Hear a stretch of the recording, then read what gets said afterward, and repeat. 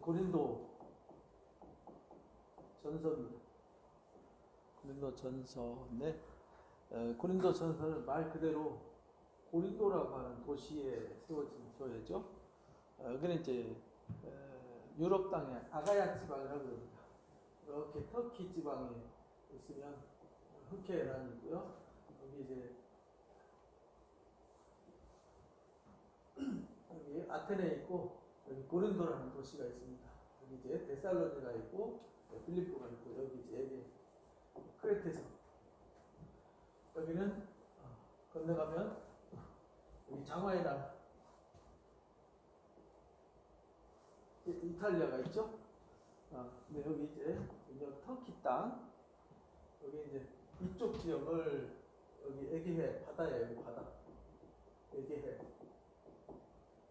여기 바다를 건너가서 여기 빌립보 여기 이제 데살로니가 여기 이제 아테네 여기 고린도입니다. 요 지역을 이제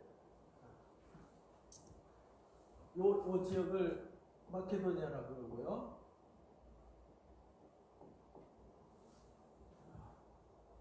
여기를 자가야 지방이라고 합니다.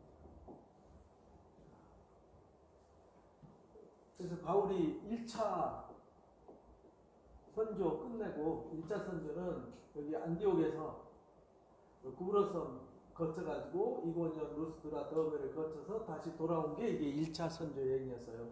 2차 선교 여행은 이쪽으로 해서 다녀서 원래 이쪽으로 가려고 그랬어요. 근데 성령이 허락지 않아서 여기 무시아를 거쳐서 드로아에 가서 드로아에서 배 타고 네아폴리를 거쳐서 빌립보로 가서 선교를 하게 됩니다. 이것이 2차 선교예요. 2차 선교 때 드로아에서 배 타고 건너서 유럽으로 가는 겁니다. 유럽의 첫 성이 빌립보잖아요. 이 빌립보에서 선교하다가 여기서 이제 루디아 여인을 얻고 그 다음에 귀신 들린 여자아이 귀신 내쫓았다가 감옥에 갇히게 되죠. 감옥에서 하나님이 옥에서 바울과 실라가 찬송 불렀더니 옥문을 열어주셔가지고 지진으로 열어주셔서 나와가지고 그 간수 가정을 구원하고 그 동네 로마 사람들이 이 빌립보는 이 특별한 도시였어요.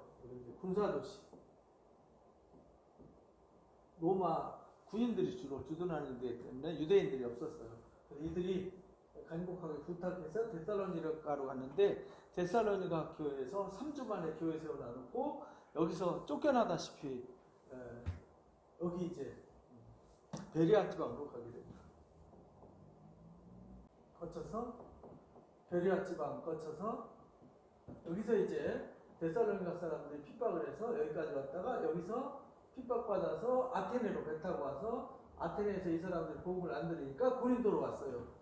근데 요 고린도에서 바울이 1년 6개월 동안 선교를 하게 됩니다.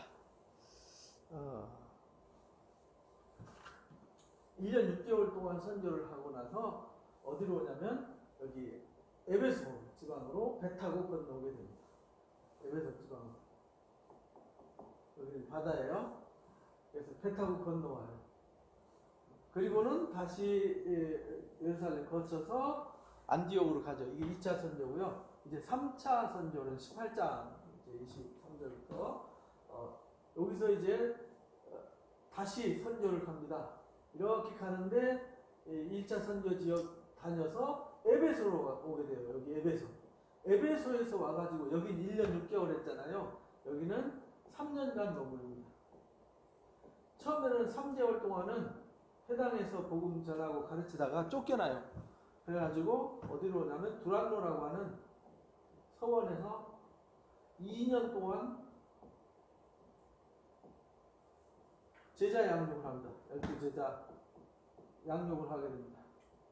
이 사람들이 나중에 여기 아시아에 있는 7교회를 비롯한 많은 교회들을 세우게 되죠.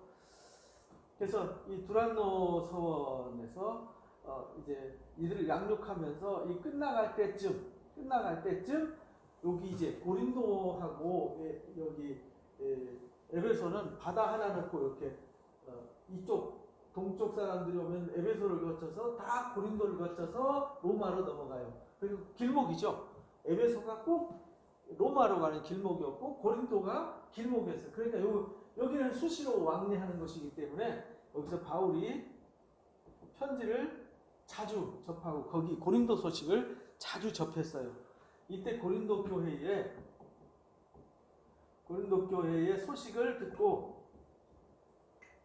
소식을 듣는데 바울이 이 소식을 들을 때 기분이 안 좋았어요. 왜냐하면 많은 문제에 대한 소식을 듣거든요.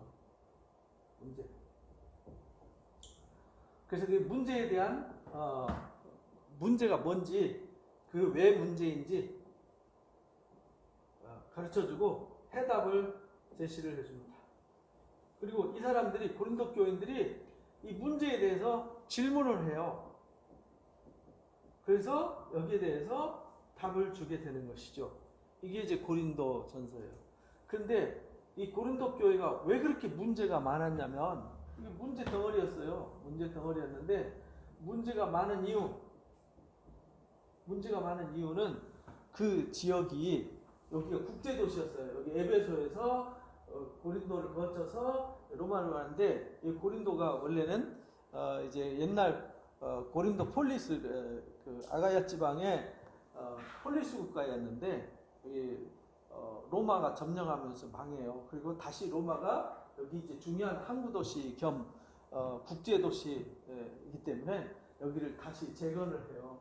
지진에 무너지지만 다시 세워가지고 이 도시가 이제 무역 도시. 그러니까 모든 이 동쪽의 모든 무역이 고린도를 거쳐서 이탈리아로 로마로 건너갔기 때문에 국제도시였어요. 항구도시였고 그 다음에 국제도시, 항구도시, 무역의 도시, 정치, 행정의 도시 이러다 보니까 거기에 수많은 잡상인들 또 수많은 인종들 또 돈 벌겠다는 사람들 다 모여들고 특히 항구도시에는 뭐가 많았냐면 음행과 우상숭배가 성행을 했어요. 음행. 그리고 그 도시 고린도 도시 뒤편에 보면 아프로디테 신전이 바로 산 밑에 산 위에서 이렇게 고린도를 감싸고 내려다보고 있어요. 그것이 아프로디테는 여신이잖아요. 여신들의 사제가 누구냐면 여자 사제들이었어요. 그 여자 사제들이 낮에는 신전 창기 노릇을 하고요. 밤에는 내려와 가지고 고린도 시가지에서 저녁에 음란 행위를 하는 이런 사람들이었어요. 그래서 굉장히 음란한 도시, 그 다음에 우상숭배가 풍성한 도시, 그리고 다양한 인종인들이 살다 보니까 사회적으로도 굉장히 복잡하고 혼란스러운 그런 도시였어요. 그러니까 좀 미국 라스베가스나 뭐 우리나라 그런 환락의 도시 이런 데들처럼 이런 도시였어요. 그러니까 이 당시에 고린도 사람들 같다 이러면은 욕이었어요. 고린도 사람들 같다 이 말은 지저분하고 좀 부도덕하다 이렇게 이제 인식이 돼 있을 정도였어요. 그런 도시였는데 그런 도시에 바울이 교회를 세우고 1년 6개월 동안 머물러서 사역을 하게 돼요.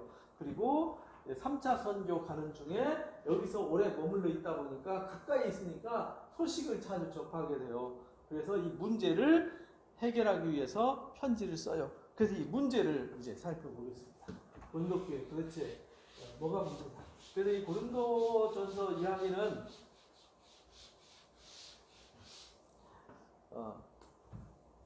문제. 고린도전서는 굉장히 어떤 교리적인 것이 아니라 실생활 속에서 등장하는 신앙의 문제.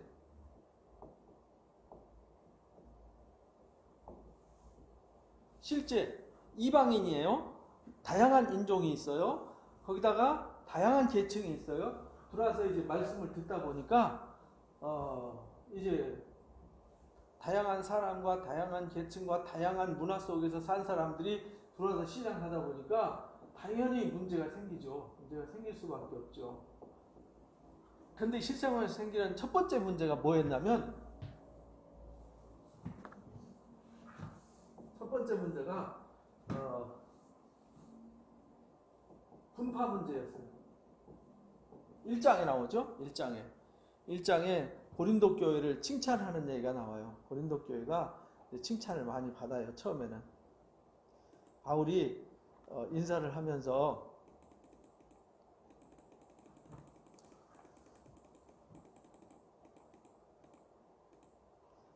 고린도에 있는 하나님의 교회, 예수 안에서 거룩해지고 성도라고 부르심은 입은 자들. 근데 고린도에 있는 교회인데 어떤 교회냐면 거룩해진 사람들, 부르심을 받은 사람들, 또 예수 그리스도 이름을 부르는 모든 자들, 이렇게 됐어요. 이 자들이 하나님 앞에 어떤 신앙을 갖고 있었냐면 4절에 보면 하나님의 은혜로 말미암아 너희를 위해 항상 감사한다. 이유는 너희가 예수 안에서 모든 일, 곧 모든 언변, 지식이 풍족했다. 언변과 지식이 풍족했고 예수님의 증거가 그들 중에 견고하게 되어서 모든 은사에 부족함이 없었어요. 그리고 주님이 다시 나타나시 기다리는 교회였어요. 그런데 이제 책망할 게 있다. 주께서 너희를 우리 주 그리스도의 날에 책망할 것이 없는 자로 세워지기를 바라는데 지금 내가 너희한테 지금 할 말이 있다. 그게 뭐냐면 11절에 보니까 내가 근로의 집 편으로 너희에 대한 말이 내게 들린다. 너희 가운데 분쟁이 있다는 거다. 분쟁. 이 분쟁은 나는 바울파, 나는 바울에게 세례받았고 바울에게 가르침받았다. 초창기 사람들이죠. 그 다음에 나는 아볼로파다. 아볼로에게 성경을 가르침받았고 교육 훈련받았어요. 나는 베드로파다. 나는 예수님의 수제자한테 가르침받았다. 나는 다 필요 없다. 그리스도의 증거를 나는 재고 여긴다. 그래서 그리스도파 막 이렇게 막 나눠져요. 그러니까 바울이 화가 나서 내가 내 이름으로 세례 줬니? 내가 세례 준 사람은 많지 않다. 내가 세례 주지 않은 것을 다행으로 여긴다 하면서 이 분쟁은 안 된다. 너희는 이 사람들한테 세례받고 이 사람들이 구원을 준 것이 아니다. 너희들은 십자가로 말미암아서 구속을 받은 것이다. 그러니까 너희가 그리스도 안에서 분파가 생기면 안 된다. 이 분파된 것을 아주 강하게 질책을 한 얘기가 있습니다. 그래서 십자가의 도에 대해서 가르쳐 주셨어요.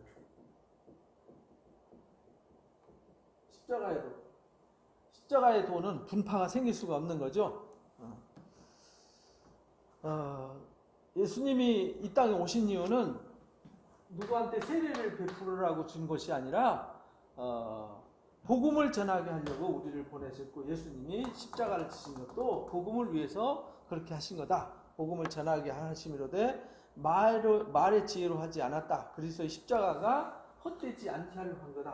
그러니까 분쟁이 있다는 얘기는 십자가를 헛되게 하는 거다. 나는 누구파다 누구한테 세례받았다, 난 누구한테 가르침받았다, 그걸 중요하게 여기는 사람은 예수님의 십자가를 뭉개는 사람이다. 안 된다. 그래가지고 십자가의 도를 가르쳐 줬어요. 이 도는 신분을 차별하지 않죠. 약한 자를 들어 강한 자를 부끄럽게 하시고요, 없는 자를 들어서 있는 자를 부끄럽게 하시고요.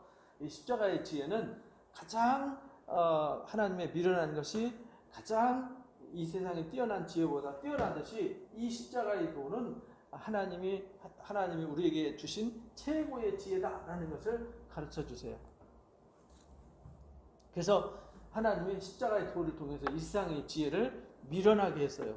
유대인들은 표적을 구하고 헬라인은 지혜를 구하지만 우리는 그래서 십자가의 복음을 전하는 거다. 그래서 너희 중에 잘난 사람들 있나 한번 살펴봐라, 이런 얘기를 하신 거예요.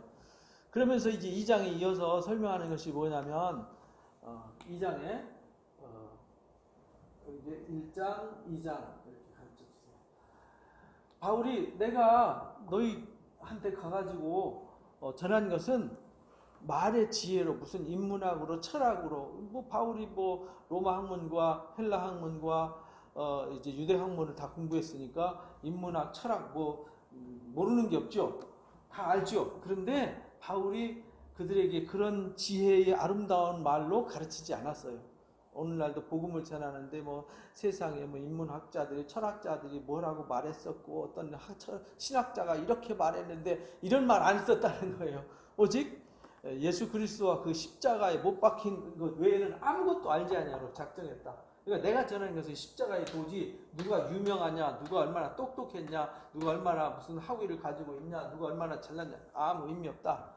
내가 오히려 두려워하고 떨면서 복음을 전했다, 이렇게 말해요. 왜냐하면 내 말과 전도함이 설득력 있는 지혜의 말로 하지 않고 성령과 능력, 성령의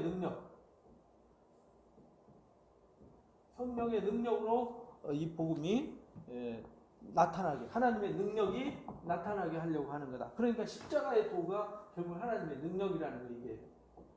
이게 십자가의 도는 멸망받는 자들에 미련하게 보이지만 구원은 우리에게는 하나님의 능력이라는 거예요. 하나님의 능력. 이것을 바울은 강조를 했어요.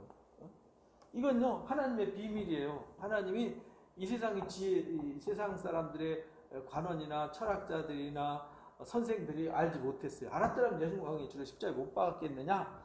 마치 내 마음속에 있는 것은 내 마음에 있는 영 외에는 모르듯이 하나님의 사정도 하나님 영 외에는 모른다. 그래서 이 십자가의 도는 하나님의 영,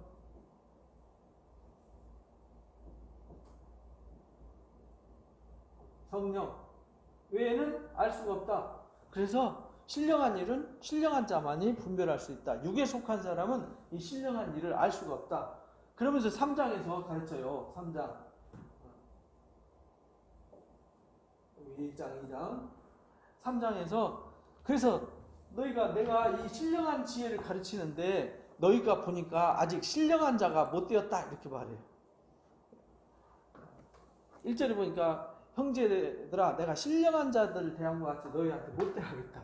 왜냐하면 바울이 전한 건 십자가의 도고 그게 신령한 건데, 이 신령한 것을 내가 전해줬는데 가만히 보니까 너희가 신령한 자들 대함과 같이 너희에게 말할 수 없어서 육신에 속한 자, 그리스도 안에서 어린 아이를 대하는 것 같이 했다. 그러니까 아직도 너희가 젖먹는 아기가 돼 있다. 그러니까 아직 이 신앙은요, 이 십자가의 도와 신령한 하나님의 역사를 아직 깨닫지 못한 사람들을 어린 아이, 이렇게 말했어요. 어린 아이, 젖먹는 아기, 이렇게 말했어요. 이들은 어디에 속한 자냐면 육에 속한 자다. 그래서 이 육에 속한 자들은 십자가의 도를 깨닫지 못하고 나는 누구에게 속했고 누구가 속했고 나는 무엇이 중요하고 이런 거 내세운다는 거예요. 그런데 바울은 이거 아무것도 아니야. 내가 강조한 건 십자가와 예수님 외에는 강조한 거 없어. 전해준 거 없어. 내가 많은 지식 철학이 있지만 그거 전한 적 없어. 빌립보서 3장에서는 내가 그런 건 다 배설물로 여겼어. 이렇게 이제 가르쳤어요.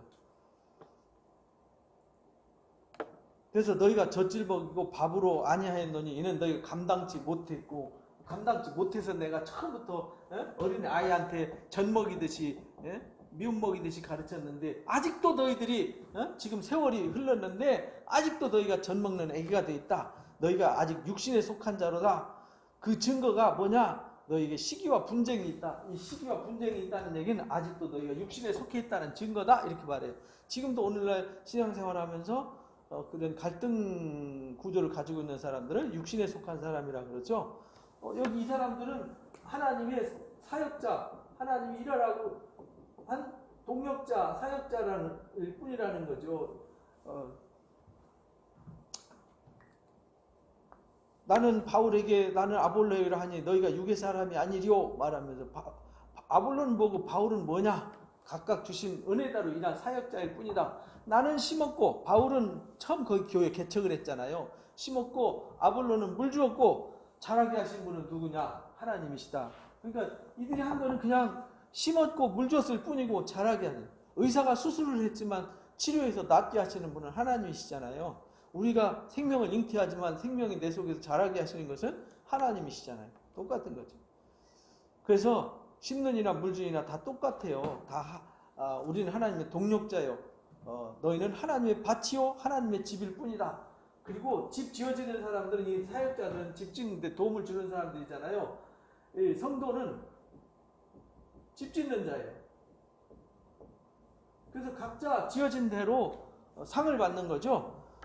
지혜로운 건축자 같이 집을 지어야 되는데, 이런 세대니 누구 사람 이름 철학 이런 데서 세우는 게 아니다. 그리스도의 터 위에 집을 세워야 된다. 다른 터는 주신 적 없다. 예수 그리스도 위에 반석 위에 교회가 세워지는 거예요. 그래서 베드로의 신앙 고백 위에 곧 그리스도의 반석 위에 교회가 세워져야 되는 것이죠. 그래서 은이나 금이나 보석으로 지을 수도 있고요. 풀이나 나무나 짚으로도 지을 수 있는데, 나중에 공력을 시험할 때 불타버리는 것은 심판을 받고요, 남는 자들은 구원을 받는다, 이렇게 말해요. 공적이 남아있으면 상을 받고 불타면 해를 받는다. 너희는 하나님의 성전이다. 그래서 하나님의 성전, 이 사역자들은 이 성전, 집 짓는 자인데 이들이 곧 하나님의 성도는 성전이라는 거예요. 성전.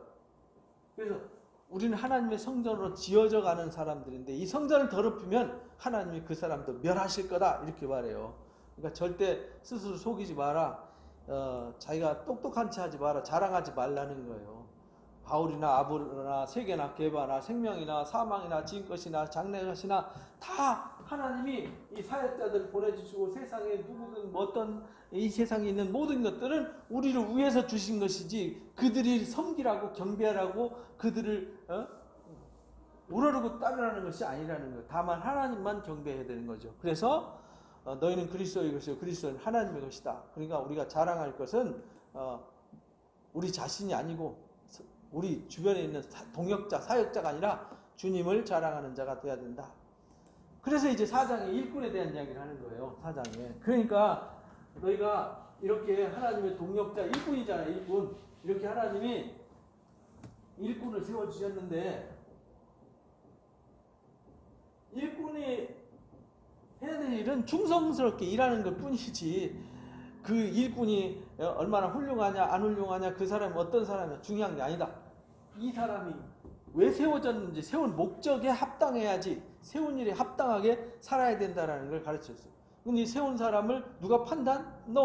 사람이 판단하는 것은 안 된다는 거예요. 이 일꾼을 판단하는 건 누가 하느냐? 하나님이 하신다는 거예요. 바울도 자기 자신도 판단하지 않는데요. 바울이 그렇게 고생하면서 헌신하면서 수고했는데, 다 누구를 위해서 그러냐? 이 고린도 교회 성도들을 위해서,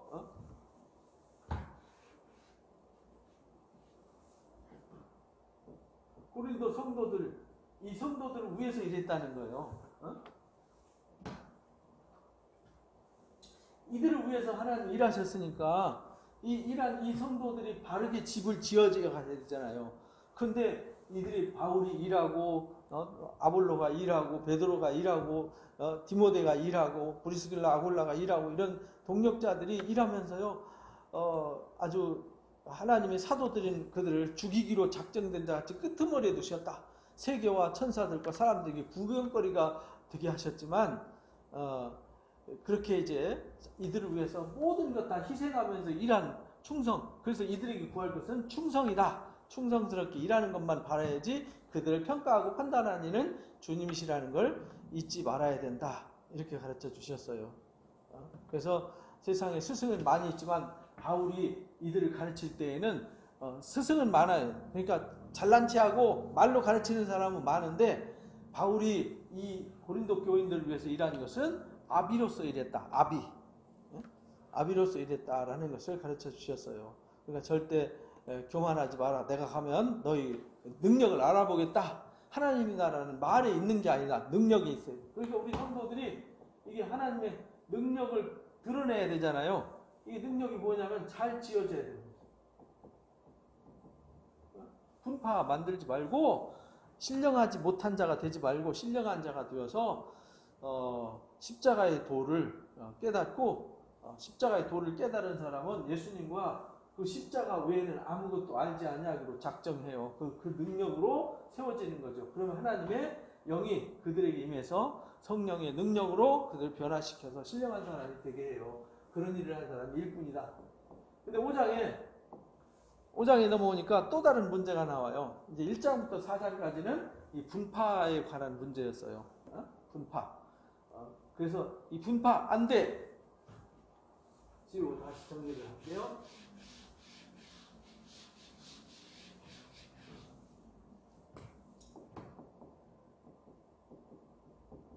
분쟁, 너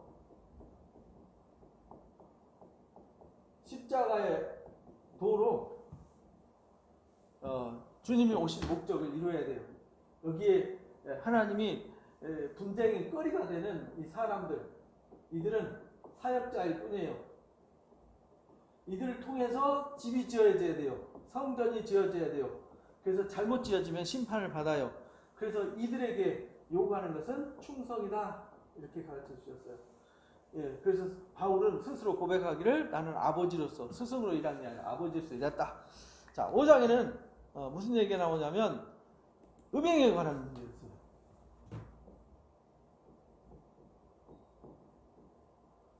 음행. 어떤 음행의 문제냐면 아까 이제 여기 고린도는 음행의 도시라고 그랬잖아요. 음행의 도시가 되다 보니까 아버지와 아들이 한 여자를 두고 이렇게 음행을 하는 경우도 있었다는 거예요. 근데 너희 중에 심지어 음행이 있다함을 들었는데 음행은 이방인들 중에서도 없는 일인데 누가 그 아버지 아내를 취하였다. 아버지 아내를 취했다는 건 그 당시 이방인들은요 가끔 있는 일이었어요. 근데 이 하나님 백성들에게는 용납이 안 되는 일이거든요. 우리가 레위기 18장과 21장에 보면은 20장에 보면 이런 사람들은 다 죽여라 이렇게 나오잖아요. 그만큼 하나님이 음행을 아주 강력하게 징계를 하셨는데 이 음행을 해결하지 못해요. 이들을 징계하지 못하고 놔둬가지고요. 바울이 이들을 심판을 해요. 그래서 이들을 제명시켜버려요. 사탄에게 내어줘요. 그래서 이 교회 안에 누룩을 제해야 된다. 누룩. 잘못된 교훈이고 잘못된 교회 전통 안 된다. 안 돼! 이렇게 말해요. 잘못된 전통이 교회를 다 무너뜨린다는 거예요. 그래서 8절에 보면은 우리가 명절을 지키되 묵은 누룩으로 하지 말고 악의에 찬 누룩으로도 말고 누룩이 없이 오직 순전한 떡으로 하자. 우리가 순전한 복음으로 세워져야 되는데 세상에 잘못된 지식, 잘못된 전통, 부패한 지식과 부패한 전통이 들어오면 교회가 다 망하는 거예요. 교회는 거룩한 떡으로 이루어져야 되잖아요. 거룩성을 잃어버리고 속된 것이 들어와버리면 교회는 교회가 될 수가 없는 겁니다. 그래서 바울이 말해요. 그렇다고 해서 세상에 음행하는 자들과 함께하지 말라는 말은 아니다. 그래서 이 누룩을 찌하라. 그래서 음행하는 자들과 도무지 먹지도 말고 함께하지도 마라. 그런데 이것은 교회 안에서 그렇다는 얘기다. 교회 밖에야 음행하는 사람들 천진데 그 사람들은 구원의 대상이니까 그 사람들한테 복음을 전해서 그것을 버리고 회개하고 돌아오게 해야 되는 거지 세상 사람들하고 놀지 마라. 그런 뜻은 아니다. 우리가 선한 영향력을 가지고 빛을 비추어서 그들을 구원하는 건 우리가 해야 될 일이니까요. 그래서 교회 밖의 사람들을 향하는 것이 아니라 교회 안에 이런 누룩이 있어서는 안 된다. 그래서 교회 안에 절대 음행 안 된다. 이걸 명확하게 가르쳐 주셨어요. 그리고 이제 6장에는 소송 문제였어요. 소송. 교회 안에 무슨 법정 소송이 생겼어요. 다툼이 있는데 교회 문제가 다툼이 있어 누구한테 가야 되느냐? 성도들끼리 모여서 하나님 말씀으로 재판을 받아야 되잖아요. 하나님 말씀으로 회개하고 심판을 받아야 되는데 이 문제를 세상 법정으로 가지고 가요. 불의한 자들 앞에 가서 고발해요. 그러면 하나님의 일을 세상에서 심판받는 거잖아요. 성도가 세상을 판단하고 이 천사도 판단할 것인데 너희가 세상 사람들한테 판단받겠다고 가는 것은 이건 하나님을 욕되게 하는 거거든요. 주일날도 이 말씀을 들었죠. 우리가 하나님의 것인데 하나님의 거룩한 사람들이 이 하나님의 문제를 우리 신앙의 문제를 세상 법정에 가서 이거 누가 옳습니까? 라고 한다는 얘기는요. 이미 거기는 하나님이 없어요. 거기는 성령이 이미 떠나버린 교회예요. 그래서 여기 내가 부끄럽게 하려 하고 이 말을 한다. 너희 중에 혹시 형제간에 이런 문제 있으면 차라리 손해보고 말아라. 더불어 고발할 뿐더러 믿지 않는 자 앞에서 이런 거 할 수 있냐? 너희가 피차 고발함으로 뚜렷하게 너희 허물이 드러났다. 차라리 속는 게 낫지. 하나님 앞에서 이 불의한 소송은 너희가 이미 불의한 자가 되어 있는 거다. 불의한 자는 하나님의 나라를 유업으로 못 받는다. 구절에 아주 단정을 지었어요. 불의한 자는 하나님의 나라를 유업으로 받지 못할 줄을 너희가 알지 못하느냐? 음행하는 자, 우상숭배자, 가늠하는 자, 탐색하는 자, 남색하는 자, 도둑질하는 자, 속여 빼앗는 자, 모욕하는 자, 이런 건 아주 이름도 부르지 말라는 거죠. 이런 모든 것으로부터 너희가 성령 안에 씻음과 거룩함과 의롭게 되어졌는데 너희가 이 부정한 세상에 가서 이걸 가지고 따진다는 말이 되냐? 너희가 하나님의 여기 3장에 말했듯이 너희가 하나님의 성전이고 하나님의 성전인데 너희가 너희 이익을 얻겠다고 어떤 유익을 좀 얻겠다고 부끄러운 일을 해서는 되겠느냐? 이렇게 말해요. 그래서 너희 몸을 창기의 지체로 만들어. 이게 우리가 하나님 앞에서 어떤 문제를 세상에 갖고 와서 해결하려고 거룩한 하나님의 역사를 세상으로 들고 나가면 이게 창기와 같아요. 창기. 우리 몸을 거룩한 몸을 창기의 지체로 만들면 안 돼요. 그래서 창기와 합해서 세상 사람들 앞에서 하는 것은 그들과 하나가 되는 거라는 거예요. 그래서 이미 그들에게는 성령이 떠나버렸어요. 그들과 하나님이 함께 하시지 않아요. 여러분들이 그런 거 보면요, 즉시 그런 교회에서 나와야 돼요. 그런 교회에서 신앙하면요, 하나님 나라 아무 상관없어요. 그건 제 얘기가 아니라 사도 바울을 통해서 명확하게 여기 6장에 정의를 내려줬어요. 이 교회 실생활 속의 문제잖아요. 교회끼리 막 분쟁하고 다투고 소유권 다툼하고 하는데 법정 다툼하고 막 투쟁하고 뛰들르고 이미 거기는 교회가 아니에요. 거기는 바울은 분명히 말해요. 그건 불의한 거다. 그런 건 교회가 아니다. 너희는 값으로 산 거다. 그러니까 너 몸으로 하나님께 영광을 돌려야지 불의한 일을 하면 안 된다. 이걸 명확하게 가르쳐 주셨어요. 그 다음에 7장에는요. 결혼의 문제예요.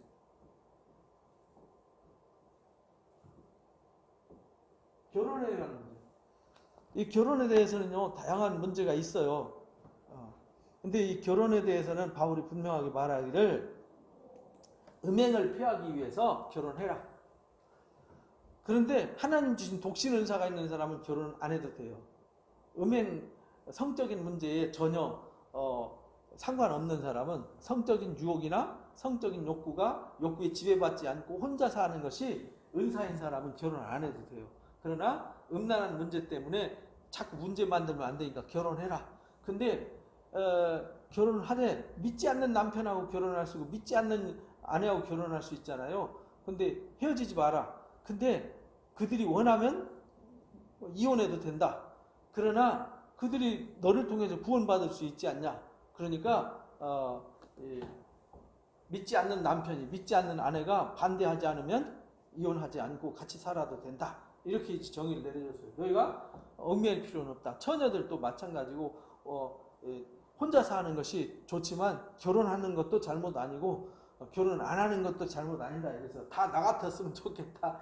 바울은 그렇게 말해요. 그래서 결혼에 대해서 아주 명쾌하게 답을 줬어요. 그러니까 여기 7장 잘 연구해보시면 결혼의 문제를 할 수 있어요. 결혼했으면 책임을 다하라는 거예요. 그런데 결혼했으면 그냥 결혼하는 것이 결혼이 아니라 결혼했으면 남편은 내 것이 아니고 아내는 내 것이 아니라는 거예요. 서로의 것이라는 거예요. 자기는 자기 것이 아니라는 거예요. 결혼하는 순간 내 몸을 남한테 주고 상대방도 나한테 준 거라는 거예요. 그래서 서로의 주장을 받아들여라. 그래서 성적인 문제도 이제 자기 혼자만 주장하지 말고 서로 기도하는 기간 빼고는 같이 합방을 해라. 이렇게 가르쳐줘요. 왜냐하면 꼭 음행 문제가 되는 이유가 이것 때문에 자꾸 문제가 돼서 바람을 피우고 성적인 문란한 문제를 만드니까 결혼은 이런 것이다 라는 것을 정의를 내려줬어요. 그 다음에 8장에는 무슨 얘기냐면 우상 문제. 우상에 관한 지식이 좀 있다고 그래서 교만해질 수 있어요. 우상 제물에 대해서 우리가 다 지식이 있는 줄 안다. 근데 지식은 교만하지만 사랑은 덕을 세우는 거다 라는 것으로 아주 1절에서 답을 다 주어버렸어요. 우상에 대해서 우리가 알아요. 우상은 없어요. 이 세상에 원래는 우상은 없는 겁니다. 신은 없어요. 하나님만이 신이에요. 그래서 우상 앞에 드려진 제물 먹어도 돼요. 그거 아무 상관없어요.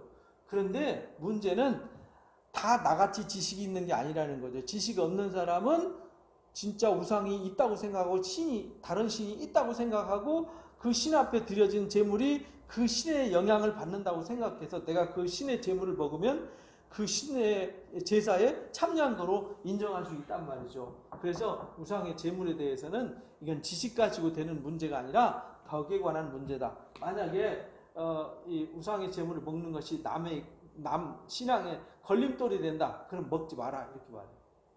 이거 먹어도 돼요. 우상 제물. 제물. 우리가 제사드리고 제사 음식 먹어도 돼요. 그런데 믿지 않는 자들이나 또는 믿음이 약한 자들이 이 먹었다고 해서 우상 제물 먹었다고 해서 우상과 하나가 되고 우상 앞에 제사 드렸다고 오해받을까 봐서 걸림이 된다면 먹지 마라.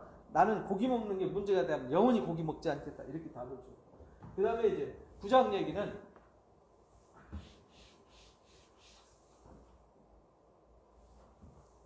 사도직에 관한 말씀. 사도의 권리. 바울도 사도잖아요. 내가 자유인이 아니냐? 사도가 아니냐? 예수 우리 주를 보지 못했냐?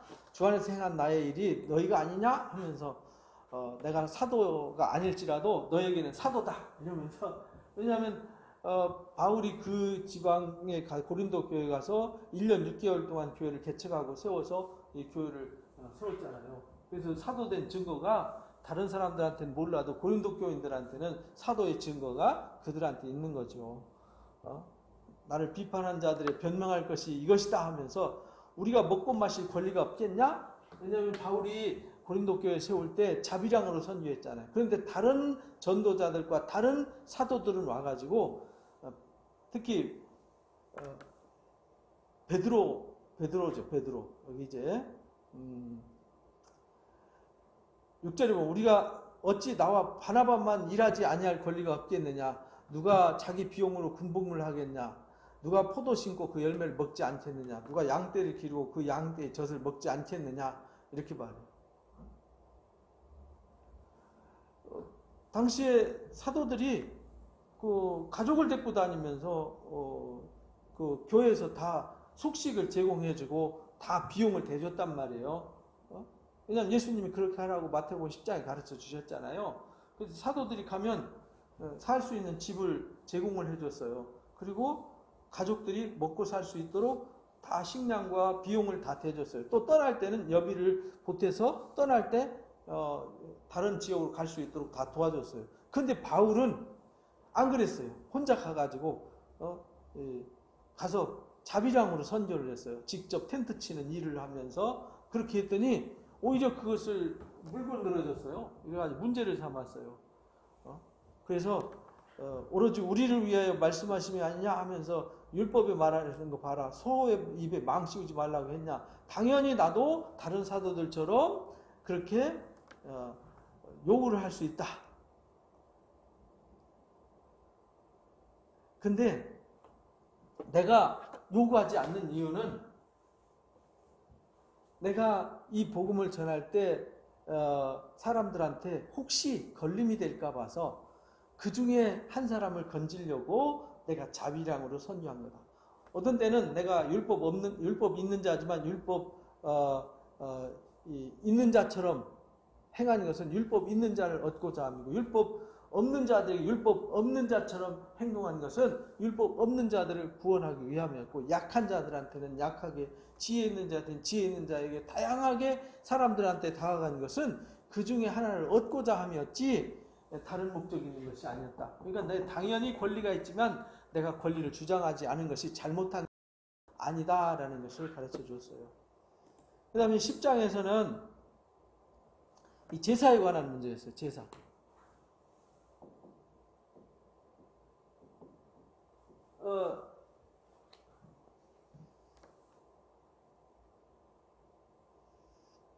바울이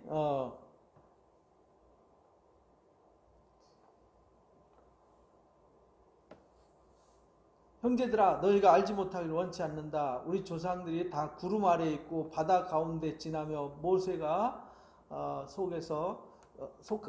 모세에게 속하여 다 구름과 바다에서 지나갔다. 여기 이제 제사를 설명하면서 뭘 설명하냐면 이스라엘 백성들이 출애굽을 하면서 홍해 바다를 지나갔잖아요. 홍해 바다를 지날 때 이들이 뭘 받았냐면 세례를 받았다고 말해요. 세례 받았다는 얘기는 그 가운데서 씻음 받고 건짐 받았어요. 애굽 사람들은 다 죽었죠. 그런데 여기 세례를 받았어요. 그리고 광야에서 반석에서 물을 먹었어요.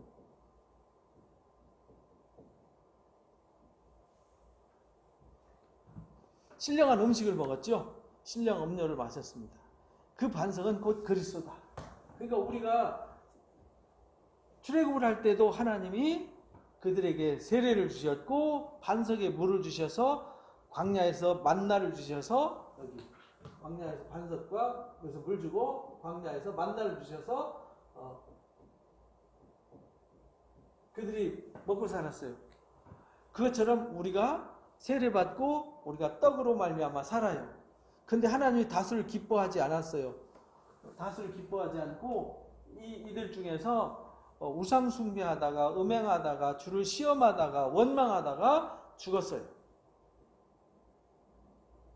그러니까 너희가 이런 사람들과 같이 되지 마라. 이것이 본보기가 되는 거다. 그런즉 선줄로 아는 사람들은 넘어질까 조심해라. 이렇게 말해요. 하나님이 감당할 시험 외에는 주시지 않는다.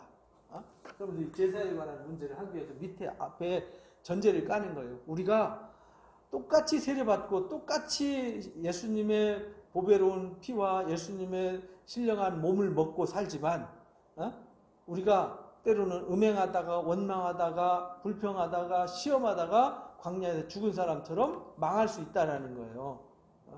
그러니까 나는 그런즉 내 사랑하는 자들아 우상 숭배를 하는 일을 피해야 된다. 지혜 있는 자들에게 말한 것 같이 하노니 내가 이르는 말을 스스로 판단해라. 잘 생각해봐라. 너희가 축복하는 바 축복의 잔, 예수님의 그 성만찬 할 때 포도주 마시잖아요. 그것이 포도주를 마시고 예수님의 떡을 먹을 때 우리가 그 떡에 참여해서 그리스도와 하나가 되는 거다. 이렇게 말해요. 한 몸이 되는 거다. 육신을 따라 난 이스라엘을 보라. 제물을 먹는 자들이 제단에 참여하지 않냐. 그런즉 무엇을 말하냐. 우상의 제물은 무엇이며 우상은 무엇이냐. 이방인에게 제사하는데 여기 제사. 우리가 이 제사를 통해서 우리가 거룩해졌단 말이에요. 거룩해졌어요. 그래서 성찬 이것이 또 뭘 설명하면 성찬 예식으로 또 이제 설명하잖아요. 근데 우리가 성찬 예식에 참여하면 주님의 몸과 하나가 되듯이 우상에게 제사하고 귀신에게 제사하면 귀신과 하나가 되는 거예요. 이게 여기 이제 제사에서 우리가 거룩해졌지만 원망하고 불평하고 우상 숭배하고 딴짓하면 망할 수 있어요. 근데 우리가 주의 성찬에 참여하면은 주님과 한 몸이 되는데 이 귀신의 제사에 참여하면 귀신과 하나가 된다는 거예요. 귀신 제사에 참여하면 귀신과 하나가 되는 거예요. 너희는 귀신과 교제하는 자가 되기를 원치 않는다. 어찌 주의 잔과 귀신의 잔을 같이 섬길 수 있겠냐 이렇게 말해요. 그래서 우리가 무엇을 할 때 이런 걸 할 때 무엇을 할 때 중요한 기준이 있다. 무엇을 하든지 기준이 우리가 우상에 누구든지 자기 유익을 구하지 마라. 기준이 자기 유익이 아니라는 거예요. 자기 유익이 아니고 남의 유익을 위해서 그리고 하나님의 영광을 위해서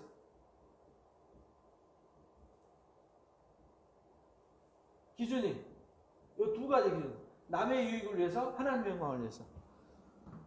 그래서 시장에서 무엇을 파는 거 우상의 제물을 먹을 때 시장에서 파는 거 우상한테 제사 드리고 난 음식이잖아요. 그걸 먹을 때 남들이 봐서 걸림이 되면 먹지 말고 남들한테 문제가 될 것 같으면 안 하면 돼요. 우리가 술을 먹을 수 있어요.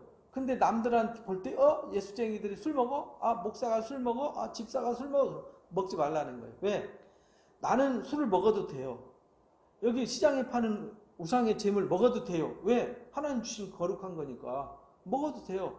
그런데 남에게 걸림이 되면 그게 죄가 된다는 거예요. 나한테는 죄가 안 되지만 남에게 걸림이 되면 나의 행위가 죄가 되는 거예요. 그래서 이게 남의 유익을 위해서 그 다음에 하나님의 영광을 위해서 하라. 그러면은 아무 문제가 안 된다. 이걸 가르쳐 주셨어요. 그 다음에 11장은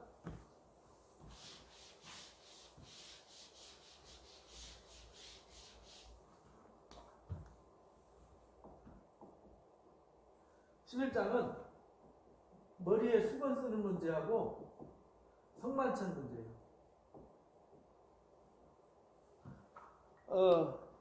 너희는 나를 본받아라 하는 1절 얘기는요, 이제 이 10장 끝절과 연결된 말이에요.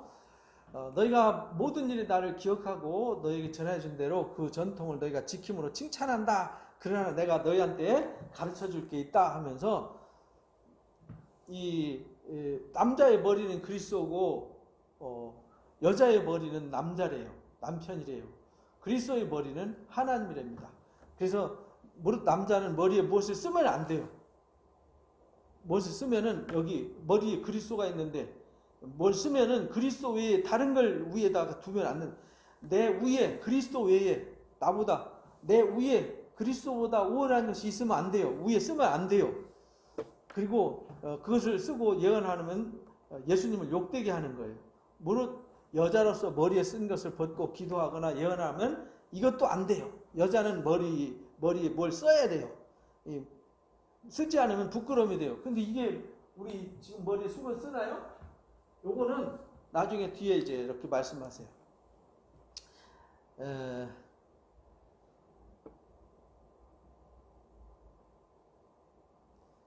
몇 절입니까?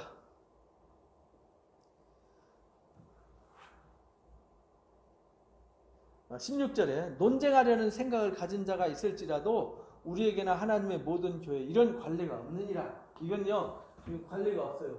이게 만약에 있다 그러면은 이미 모세오경에 써 있겠죠. 모세오경에 이런 관례가 없어요. 머리 위에 뭘 써라 그런 규례가 없어요.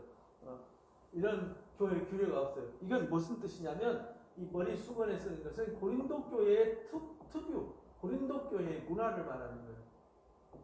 고린도 교회는 음란한 음행을 하는 신전 여인들이 굉장히 많았어요. 엄청 많았어요. 지금도 유적지 보면 수십 군데가 발굴이 됐는데요. 밤에는 아주 음행의 소굴이었어요. 근데 그 음행하는 여자들이 머리를 짧게 깎았어요. 그래서 머리에 수건을 쓰지 않았어요. 그래서 이 음행한 여자들과 구별하기 위해서 머리에 수건을 쓰게 했어요. 구별하기 위해서. 그래서 그 도시의 문화가 어떤 문화냐면 음란한 여자들과 구별된 삶을 살아야 했어요. 그래서 음란한 여인들과 그 더러운 풍습을 따라가면은 안 된다. 그러면은 남편을 욕되게 하고 주님을 욕되게 하는 거다. 그러니까 너희가 머리에 써야 된다. 이걸 가르쳐 준 겁니다.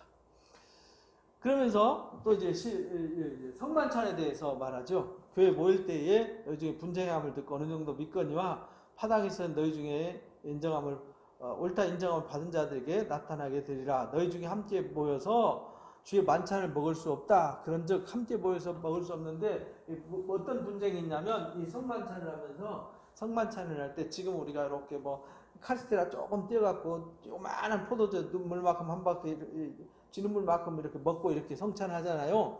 근데 고대 시대에는 그냥 식사였어요. 식사. 그러니까 각자 교회로 빵을 가지고 오고 포도주를 가지고 왔어요. 근데 먼저 가지고 와가지고요. 먼저 온 사람들이 비싼 빵 좋은 거 가지고 와가지고 포도주 가지고 와서 맛있게 막 먹는데 부자들은 많이 가지고 와서 많이 먹잖아요. 그런데 어떤 사람들은 막 이러잖아요. 21절에 보니까 먹을 때 각각 자기 만찬을 먼저 갖다 먹으므로 어떤 사람은 시장하고 어떤 사람은 취하더라. 이제 가난해서 조금밖에 못 갖고 온 사람은 저 뒤에서 부끄럽게 앉아있고 앞에서 부자들끼리 자기들끼리 모여가지고 막 개걸스럽게 먹어대니까 이것을 책망한 거예요. 너희가 먹고 마실 집이 없느냐? 너희가 하나님 교회를 없인 여기고 빈궁한 자들을 부끄럽게 하느냐? 내가 너희에게 무슨 말을 하랴? 너희를 칭찬하랴? 이것을 칭찬하지 않노라 하면서 예수님이 잡히시던 밤에 최후의 만찬하실 때, 최후의 저녁 식사죠. 최후의 저녁 식사하시면서 떡을 떼서 빵을 찢어서 이렇게 나눠줬어요. 직접 찢어가지고. 이건 내 몸이야. 포도주를 각자 이렇게 나눠주시면서 이건 내 피야. 이것을 내가 다시 올 때까지 기념해야 돼. 이렇게 가르쳐 주셨다는 거예요. 너희가 이 떡을 먹으면 이 잔을 마시다 때마다 주의 죽으심을 그가 오실 때까지 전하라고 한 거다. 그러니까 이 주의 떡과 잔에 합당치 않게 취하고 막 서로 끼리끼리 모여서 이 문제를 만들면 주의 만찬을 범하는 거다. 이건 주께 죄를 범하는 거다. 이렇게 가르쳤어요. 그러니까 너희가 먹으러 모일 때 서로 기다려라. 그리고 배고프면 미리 집에서 먹고 와라. 그리고 가지고 왔으면 서로 주변에 돌아봐서 가난한 사람들, 어려운 사람들, 못 가지고 온 사람들을 먼저 배려해주고 이렇게 해라. 이렇게 말해요.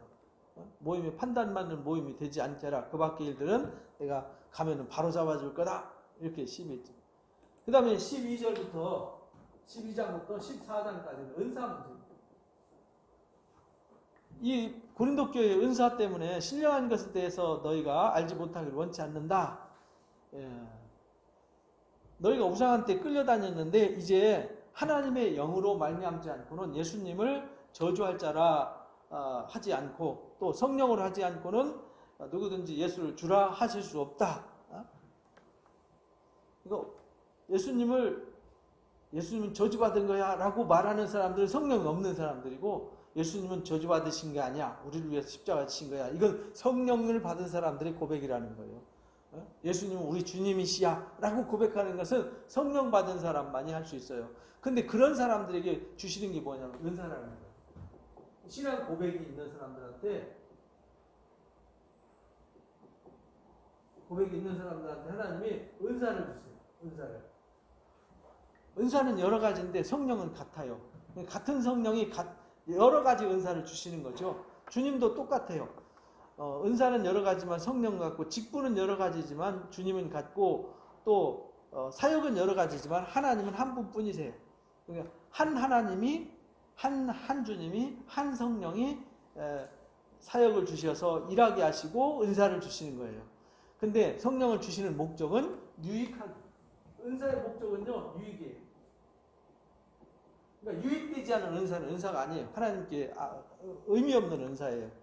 그래서 어떤 사람에게는 지혜의 말씀, 어떤 사람에게는 같은 성령으로 지식의 말씀을, 같은 성령으로 믿음을, 같은 성령으로 병 고치는 은사를, 능력 행함을, 예언함을, 영분 변함을, 방언 통역을 막 은사를 주시잖아요. 이건 한 성령이 한 주님에 보내셔서 주시는 거란 말이에요.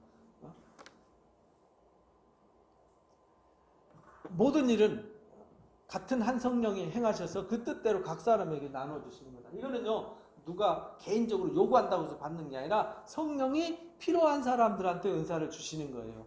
달라고 해서 모든 사람한테 다 주는 게 아니고. 그래서 우리가 한 성령으로 세례받고 한 몸이 되었고 한 성령으로 마시게 되었다. 몸은 한 지체지만, 몸은 하나지만 지체가 여럿이잖아요. 그것처럼 예수님이 머리고 우리가 한 몸이기 때문에 누구는 발의 역할하고, 누구는 손의 역할하고, 누구는 입의 역할, 누구는 귀의 역할, 누구는 눈의 역할, 누구는 코의 역할, 누구는 발가락의 역할, 손가락의 역할을 다 은사를 주셨다는 거예요.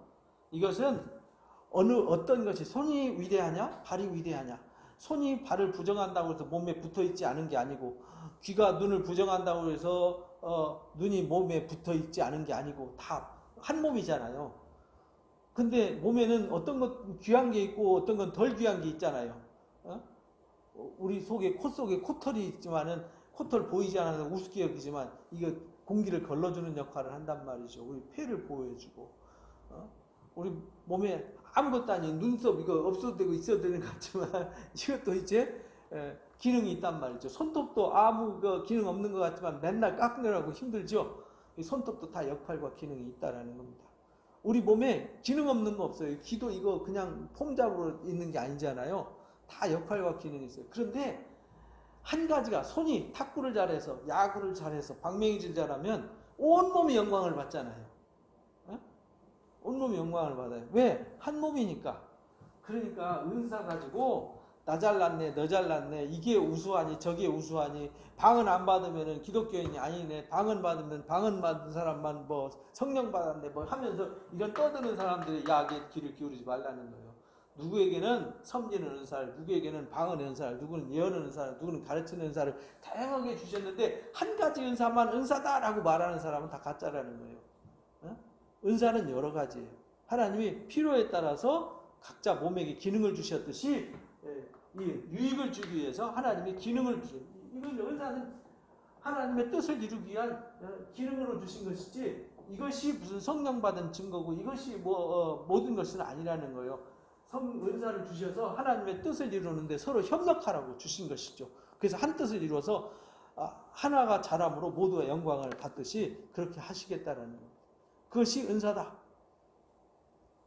다 사도며 다 선지하며 다 교사며 다 방언 받는 사람이고 다 예언하고 이런 다 똑같이 하겠느냐? 하나님이 다 필요에 따라서 주시는 것이다.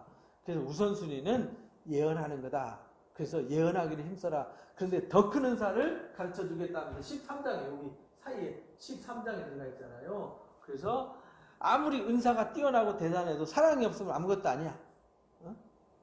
사랑이 없으면 천사같이 말하고 방언을 말해도 꽹가리 소리밖에 안 돼. 이렇게 말해요. 뭐 믿음이 있어 산을 옮겨? 예언하는 능력이 있어? 성경의 비밀을 다 알아? 성경 다 암송해? 아니, 사랑 없으면 아무것도 아니야. 네 몸을 불사르게 내어주고 네 재산을 다 털어서 봉사하고 헌신해? 사랑 없으면 아무것도 아니야. 이렇게 말해요. 그래서 사랑은 이 사랑의 본질이 뭐냐? 오래 참는 거예요. 온유한 거죠. 사랑은 자기의 유익을 구하지 않아요. 자기 교만하지도 않아요. 성내지도 않아요. 불의를 구하지도 않아요. 사랑의 본질을 확실하게 가르쳐 주신 것이죠.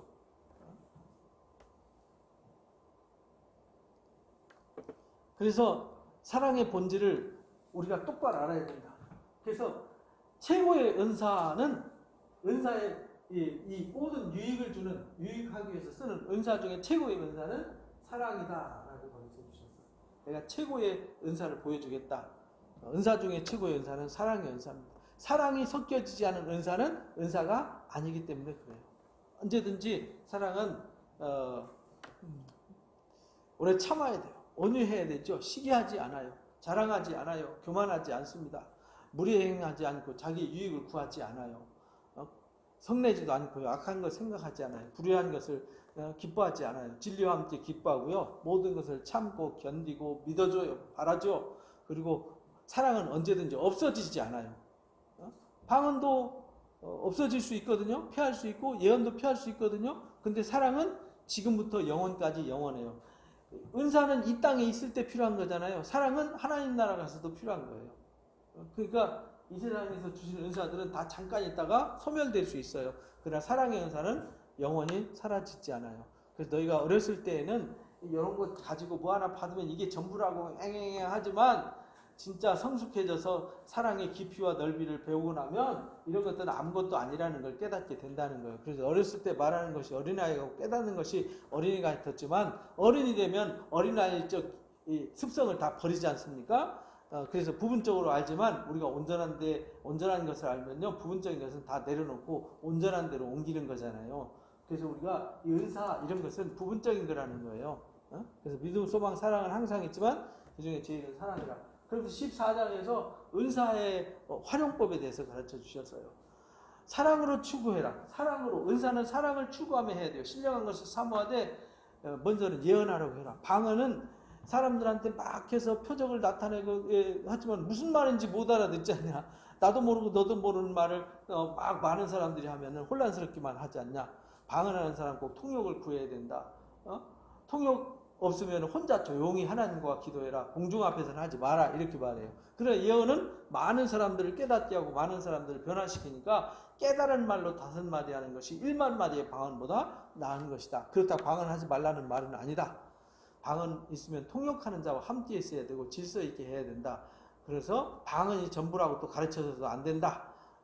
예언하기를 힘쓰라고 바울은 강조했어요. 왜? 예언은 교회를 깨우치고 사람들을 깨우치는 중요한 역할을 하니까 이렇게 가르쳐 주셨어요. 그리고 이제 15장에 부활에 대해서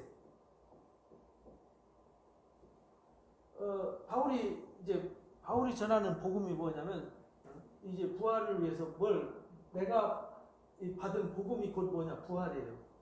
부활인데 부활이 그냥 이루어진 게 아니잖아요. 성경대로 바울이 너에게 전한 복음을 너에게 알게 한다. 이는 너희가 받은 것이요 그 가운데 선 것이다. 그 말을 굳게 지키고 헛되이지 않게 믿으면 구원받는다. 복음을 믿으면 구원받는다. 그 복음이 뭐냐? 성경대로 내가 전해준 복음이 뭐냐면 성경대로 예수님께서 우리 죄를 위해서 죽으셨고 성경대로 우리 죄를 위해 죽으셨고 장사 지내신 바 되었다가 성경대로 3일 만에 다시 살아나신 거다.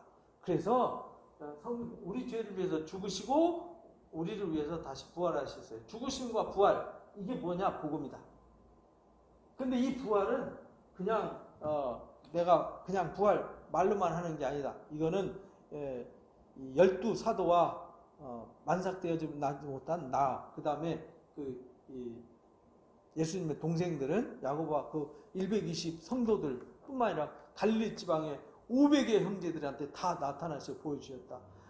일부는 죽었지만 태반 이상이 여기 살아있다. 6절에 보면 그 위에 500의 형제에게 일시에 보이셨으니 그 중에 지금 대다수는 살아있고 어떤 사람들은 잠들었다. 야고보한테도 보였고 모든 사도들한테 다 보였어요.